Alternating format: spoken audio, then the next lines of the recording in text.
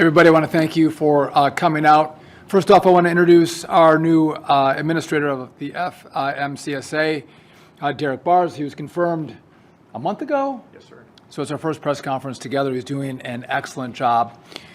We want to give an update on CDLs, non-domiciled CDLs. This has been a story that's been covered for some time in the news media, and there's been some new developments over the course of the last days and weeks. But before I start, I do want to thank Secretary Noem and ICE and the state of Indiana for the great work they've done. They had a press conference this morning identifying 223 illegals that were arrested in a sting operation in Indiana. 146 of those individuals were truck drivers. And Kristi Noem, Secretary Noem, actually pointed out that a number of those truck drivers that were illegal have criminal records. Individuals that have no place on American roads. Through Indiana's great work, we discovered that they were, and those people are taken off the road now, and many of them are headed back to their countries of origin. I know other states are partnering with us, states like Oklahoma, also setting up operations in their states to actually enforce the laws on the books in their states, but also the laws that come from the federal government and those of us here at DOT. So I want to walk through just some of the history of what's happened here. In late May, we told all of our states that you have to enforce the English proficiency requirements that are on the books right now. And by the way, those are not new rules that were put on the books by US DOT. They've been on the books for decades. It's just that we were going to enhance the penalties that existed before Barack Obama changed them in the early 2000s. So we're going back to the original standard, taking vehicles out of service if someone couldn't speak English. And then we did an investigation in regard to non-domiciled CDLs. So just quickly, what is a non-domiciled CDL? It was a CDL that was envisioned for someone from one state, a citizen from one state, that was going to get a commercial driver's license in another state. So say I'm in Wisconsin and I want to drive truck in Texas, a lot of jobs down there, and I would get a commercial driver's license, a non-domiciled one in the state of Texas. Like many of our laws, it was contorted by oftentimes liberals and liberal governors, and they started to allow foreigners to get non-domiciled CDLs. We discovered, and we reported this about a month ago, that many of these non-domiciled CDLs, the commercial driver's licenses that were given to foreigners, they were issued unlawfully. For example, it would look like a foreigner has a work permit that expires on one date, but the commercial driver's license would not have an expiration date, whether it's months or years later. Again, not following the rules of DOT. When we discovered that through our investigation, we put a stop to all non-domiciled CDLs across the country. And then we requested that all the states go back and look at all the non-domiciled CDLs that were issued in their states to find out which ones were issued unlawfully. That process is coming to a close. I think a lot of states have tried to comply, but I think we have a number of states that have been less than willing to comply with our requirements. So that brings us to today. We're in a situation where we have now found that many states have issued commercial driver's licenses that are designated as U.S. citizens, but they're issuing those licenses to foreigners or to illegals. So you have an illegal alien, a foreigner, who might have a work permit, but they're getting a commercial driver's license that indicates that they're a U.S. citizen, number one. Number two, we have states that are giving illegal aliens. So they don't have a work permit, they're here illegally, they're giving illegals commercial driver's licenses. So instead of the state finding an illegal in their state, coming in to get a commercial driver's license and actually calling ICE and saying this person should be deported, they're actually giving them a commercial driver's license. So these are individuals that can drive fuel tankers, they can drive school buses, they can drive all of these very dangerous big rigs on our roads, and they are in the country unlawfully. And then finally, what we found is that we have a number of drivers that have no driver's license at all. They're just getting behind the wheel of a big rig, and they are operating. And we're seeing the consequences of that. We're seeing more crashes, more consequences, more death on American roadways. And so the question becomes, what are we going to do? Right? How do we actually navigate this from our perspective? Well, number one, we have a lot of money that flows from this department to our states. And you saw that we pulled $40 million from the state of California because they were refusing to comply with our English proficiency language requirements.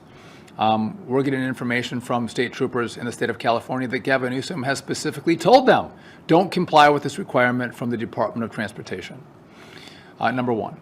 But number two, in regard to the non-domiciled commercial driver's licenses, we've asked for compliance for those states to, again, go back and look at the licenses to verify that they were issued lawfully.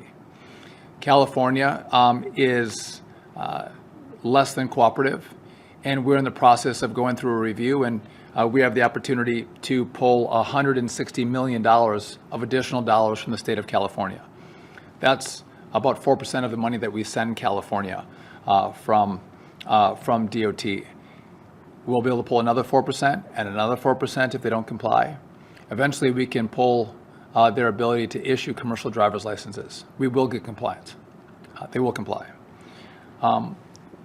I think it begs the question also, who is testing these drivers? Who is taking drivers in, seeing if they speak English, and then testing them on basic skills that would allow them to be certified to then go to the DOT to get a license? So these are commercial driver's license schools. And a lot of these students are coming through these schools. They can't speak the language, and many of them are not proficient in the English language. Many of them don't have the skills to operate these big rigs on the roads.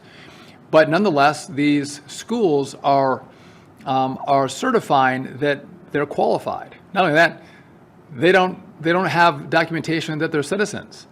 So we are going to go after the CDL mills that are issuing licenses across the country, sending a certification in to our state DOTs saying that you have a qualified individual to drive a big rig and licensed in your state, and the truth is they are not. We are going to take a hard look at those individuals, and there will be serious consequences for them. Also, we are diving into the companies that hire these drivers that may not have a license, that may not have a lawfully issued license, or do not speak the language. Companies will be held to account. And so we are using every tool that we have in our toolbox to make sure states comply. And just if I could make a side note, I don't have law enforcement. I don't have a massive law enforcement wing like ICE does. And that's why I'm grateful for Secretary Noem's help in not only bringing attention to this matter, but actually using ICE agents to go out and make sure that we have compliance with some of our laws that are on the books from DOT. It's a partnership that you see from government, secretary to secretary, because President Trump has indicated he wants us all to work together. We are not working in silos. We're working as one federal government. And again, Kristi Noem, the Secretary of Homeland Security, has been a great partner in this effort. And so we are going to continue the pressure. We are going to get compliance. And in the end, if it takes money, if it takes pulling states' ability to issue CDLs, we will stop at nothing to make sure that our roads are safe. You've seen the videos. You have a family out for a Sunday drive, or a couple driving home on a weekday afternoon, and tragedy hits because we have people on the roads that aren't safe, that aren't qualified, that should never have a driver's license, and lives are lost. And it's our job in this department to make sure that people are safe. They expect us to look out for their safety. And that means that we have to use every tool we have to make sure we get compliance with these rules so Americans can feel safe when they go on the roadways, that they have well-trained, skillful drivers of these big rigs that aren't going to take their or their family member's life. With that, I do want to turn it over to Derek Bars, our FMCSA administrator, for additional comment on this, and then after, we'll be happy to take a few questions from you if you have any. Thank you, Secretary. I also want to just to start off with, I want to thank the Indiana Commercial Vehicle Enforcement Division for their great partnership that we have. Me being a former law enforcement officer for nearly 30 years, doing roadside inspections, I know how important it is, and the work that they do is valuable to commercial vehicle safety. And I also want to thank our other law enforcement partners who are doing this across the country, who are actually assisting us in cracking down on the unsafe and unqualified drivers that we have. I want to touch a little bit about what Indiana has done with some of their inspections, just to highlight the great work that they're doing, and that also highlights the work that our other partners are doing across the country.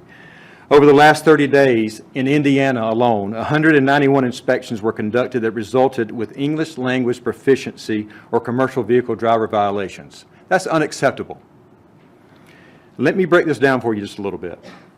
Of those 115, there were CDL violations, and that included no CDLs, as the Secretary just mentioned, unqualified drivers, suspended driver's license, or just being disqualified.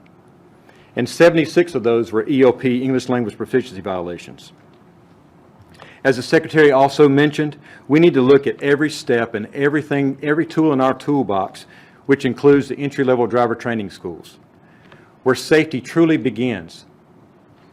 This is when a new driver comes in, he gets the training that he needs to be a professional driver.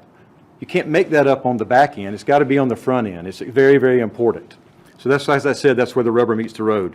We want to ensure every driver on the road is qualified and has safety in the forefront of their minds, because we only want professional and safe drivers on our roadways. And to have that, they must follow our standards. And if you do not want to follow our standards, then you need to stay out of the profession. Soon, here at FMCSA, we will be announcing recent activities that we're doing to take and to ensure that entry-level driver training schools are being upheld and those standards are being upheld. And as the administrator of FMCSA, I want to make this perfectly clear to the driver training schools. If you are not following the rules and you're not doing the things that you're supposed to be doing, we're going to ensure that we put you out of business. We're going to come after you. I also want to thank Secretary Duffy for his work, our FMCSA partners, and our state partners who go out every single day and are trying to make sure that our roadways are safe, and we do that also with our industry partners in this critical safety issues that we have. So thank you very much, sir. Just want to note that this is not a problem that developed overnight. This is a problem that's been evolving over years. And as I took this job, I would get outreach immediately from truck drivers about the problem we have with non-citizens, foreigners, non-English speakers driving on our roads. It was a huge issue. The difference is the last administration didn't pay attention to it. They didn't care about it. They didn't focus on it. And that's not this administration. And so I do want to thank Derek and his team who have done outstanding work, making sure that we're looking around every corner so we can make sure we get compliance and we keep every single American safe. And with that, if you guys have any questions for us, we're happy to take them. Yes. I have a question about the Essential Air Service program. Earlier this month, the department said that it found enough funds to keep the program going or continue to fund the program through November 2nd. That's the Sunday. Does the department know what's going to happen to the program's funding after the Sunday? So I don't have any additional information that we were able to find more resources to keep the program going. It's critical for many, as I come from small town America. It is a lifeline to small town America that they have access to commercial flights. It's specifically important to Alaska, where they don't have a lot of roads. They access their communities via air. And again, we'll look to see if we can find additional resources. I haven't been briefed on it recently, but there's an easy answer to this, an easy solution. Open up the government, fund the government. It's a clean CR, and then sit down and negotiate the differences that you have. So this is in the hands of Senate Democrats. Are they going to be driven by their left-wing base, or are they going to be driven by common sense? Common sense solutions, common sense negotiations, but not a negotiation that happens by way of holding one side hostage to just get your way. And I had a follow-up question about air traffic control overall. The FAA had said they expected to name an integrator by the end of the month. Is that looking likely at this point? When could an integrator? So I'm meeting with the teams on Monday. We're well into the process of interviewing integrators, and in short order, we hope to have the integrator selected so we can move even faster in our modernization of the airspace. I would just note that we had $12.5 billion from the Big Beautiful Bill. I'm grateful for the Congress for sending that to us. I would note that we need about another $20 billion to complete the project. So I do hope as Congress gets back in session and they start to think about what are the priorities of the country, they'll keep in mind that we only got partial funding and we need additional funding to complete the job. Yes? How close would you say we are to closing down the airspace, like today or at Orlando? There's an average delay of more than 4 hours due to just staffing, and we've seen that all across during the shutdown. So that's a great question. What's going to happen in the future? It actually is, some days are worse than others. The weekdays can be a little bit lighter. Weekends are a little tougher, more travel on the weekends. Scott Kirby from United made this point in the meeting today with the vice president. He said, listen, August is the best weather month to fly because weather is also a component. And traffic is a little less in October than in other months. And so we have a benefit of those two things right now, but we're still seeing delays and some cancellations. And we're going to take it day by day, but I'll tell you this, I've spent a lot of time with controllers, and there is great frustration that they're not being paid. And these are, the orchestra that they conduct with airplanes, the dance they do in the sky, these are remarkably talented people. And they want to be treated by their federal government based on the skill that they drive into our airspace. And so, I think as each day goes beyond that last paycheck that didn't come, the stress gets bigger. And that happens because all of us know, every day we have expenses. Gas in the car, food on the table, a gas bill comes in, or an electric bill comes in, or a TV bill comes in. Probably by now you've already canceled Netflix or some other streaming service. They're already cutting back. But then their child comes home and says, I want to play basketball this winter, and it's going to cost $200. And the controller has to say to their child, by the way, they make a good income, we can't afford it. Maybe later, maybe you can pay later and you can get on the team.